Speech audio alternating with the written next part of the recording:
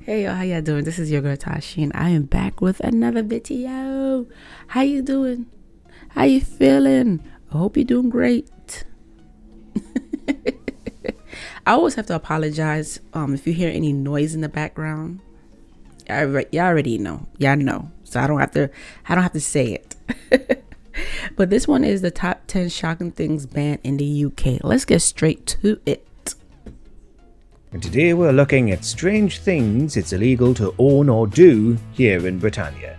See, this looks like this is a proper machine though. This looks like it could do some damage. Reporting on active court cases.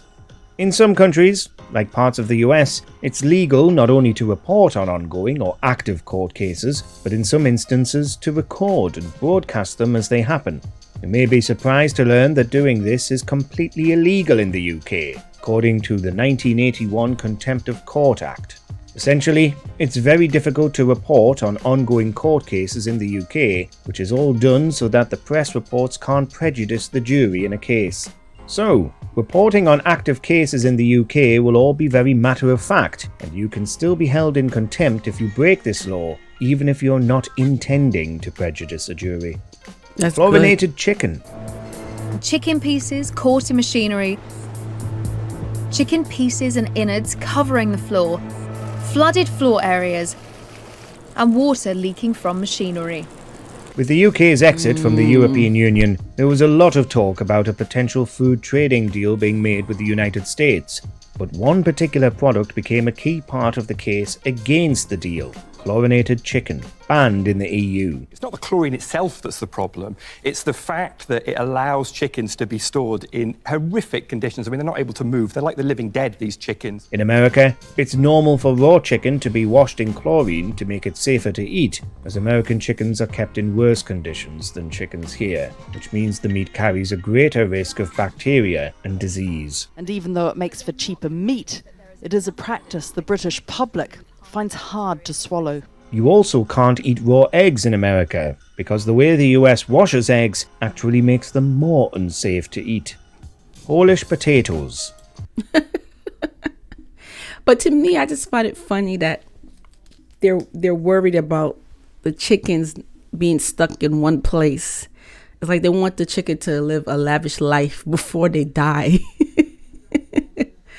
I don't know, every time I hear that, it's just funny to me, especially when I see like stuff written here in America where it says these chickens, what was it called? Cage-free chickens?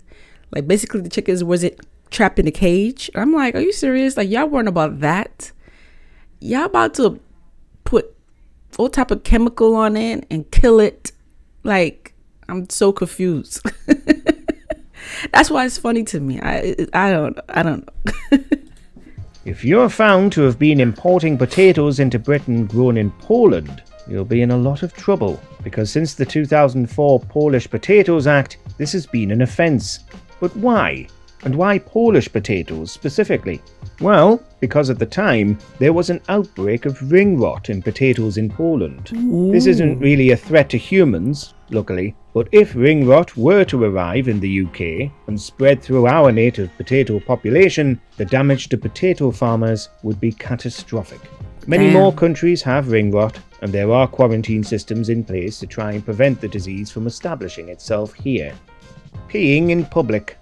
You may find this shocking if you've heard the well-known myth that urinating in public is legal here in some very specific circumstances. For instance, if you're pregnant, or, if you're a man, if you're weighing onto one of your car's rear wheels. In fact, urinating in public at all is against the 1986 Public Order Act and illegal. Yes, even if you're pregnant. Of course, the police are rarely, if ever, going to arrest or prosecute somebody for doing this, especially if they are caught short in the middle of nowhere, or, again, pregnant. You could well be for doing so if you get caught though, no matter which part of your car you're relieving yourself on. Flying a kite. This popular pastime has been enjoyed by children and enthusiasts for centuries, but it's Flying actually kite? against the law to fly a kite in public in London, which What? is bad news for Mary Poppins.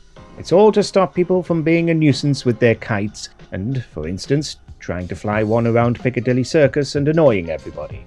But there are lots of rules about kite flying across the country, including how... I mean, that's different. If you're flying a kite in the park, I don't see an issue with that.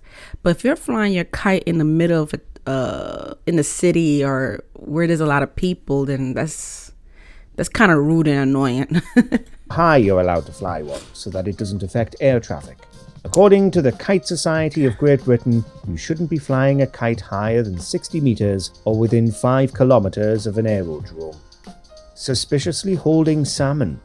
In 1986, a law called the Salmon Act was passed to protect the UK's native salmon fisheries, but this law had the effect of making it illegal to, quote, handle salmon in suspicious circumstances.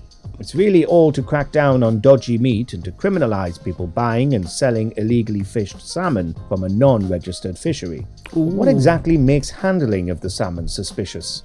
Well, if you find yourself in a back alley late at night buying cheap salmon from the back of someone's car boot, you might be breaking this law. And in 2009, it was amended to include all fish, just when you thought it was safe to suspiciously handle eels and trout.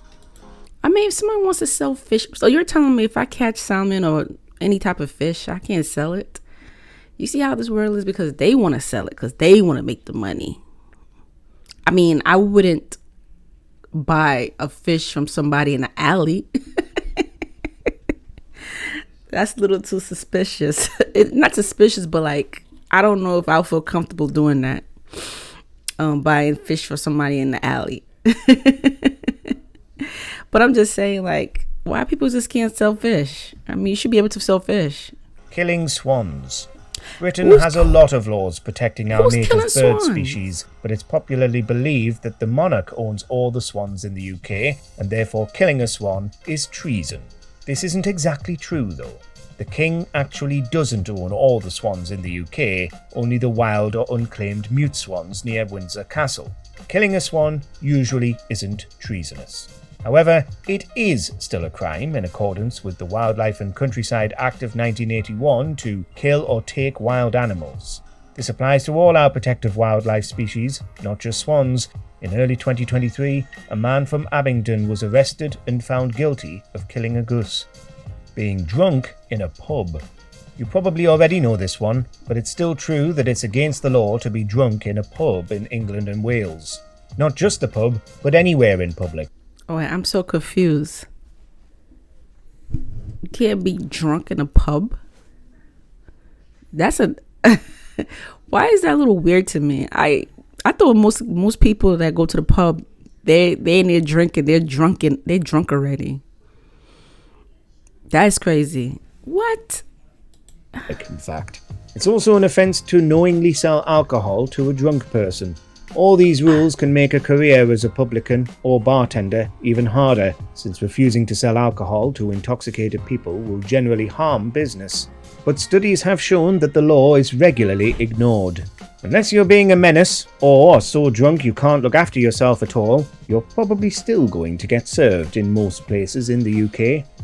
Dog breed. I mean, I wouldn't serve alcohol to someone that's out of control. That's a little different. If you're out of control and you're being disrespectful to people in the pub, then yeah, I wouldn't give that person alcohol and they would be kicked out. You know, that's different. That's crazy though. Now, this breed killed 4 people here this year. It's the top killer. If it had been banned, then those 4 people might still be alive today, mightn't they? Believe it or not, you're allowed to keep nearly all animals as pets in the UK if you have the proper licence. This includes dangerous wild animals like tigers and wolves.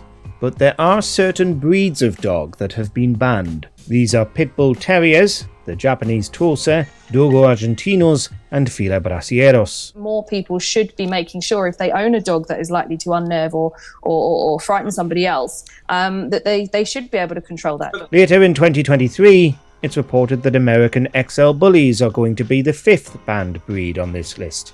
You can still keep banned dogs, however, as long as you have a certificate of exemption, though getting this is a lengthy process. But there's actually no real evidence that banning dog breeds actually does reduce the number of dog attacks. The majority of these dogs are wonderful family pets if they're handled sensibly. I just feel like if you have those type of dogs and your dog is become very dangerous and he killed someone, the owner should be responsible. I feel like the owner should be in jail. You should be in jail. This happened a lot here in America too with these type of dogs. I'm not saying all of them, but most of them, you hear a lot of stories about these type of dogs. They could be very, very dangerous, you know, and you do have some careless owners here who don't have their dog tied up or have their dog safe, especially when they know their dog is aggressive. I mean, I've seen people who don't know how to control their dog. There was a woman who, this was in Georgia. This woman's dog was running loose and she couldn't even control her own damn dog. She was calling her dog and the dog was not answering her. He was going around terrorizing people, and I don't know what happened. I think she gave her dog away, or her dog probably was taken away from her because she couldn't even control her own dog.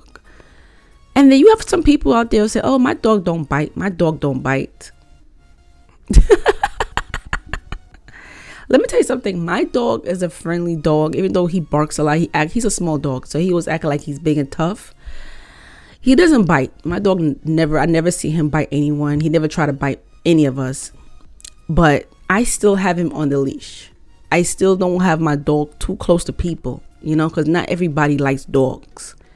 But you have people, I've seen people who have their dog just walk in and they don't have no leash on them. It's like they don't care. You know, and I get it. Your dog probably is a very, very friendly dog, but I feel like every dog should be on a leash.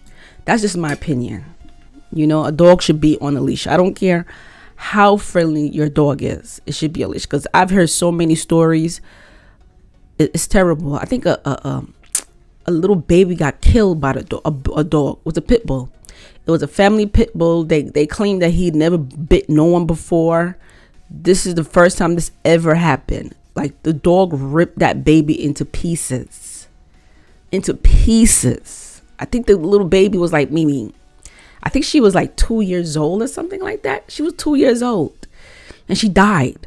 And this is a dog they had forever. Like, this dog was an older dog. They had him when he was a baby. I don't know what went wrong. I don't know what made that dog snap.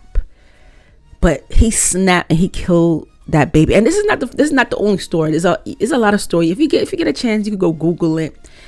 I've heard so many stories about family dogs that kill their kids in the house, or sometimes their dog just snaps and just have this attitude. Something ain't ticking in their head and they just snap.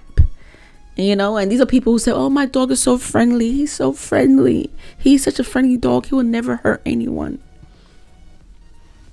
And they will snap. Don't get me wrong. Yeah, so comment below. Let me know how you feel about this. And make sure you subscribe to my channel. And I'll see you later. Take care. Peace.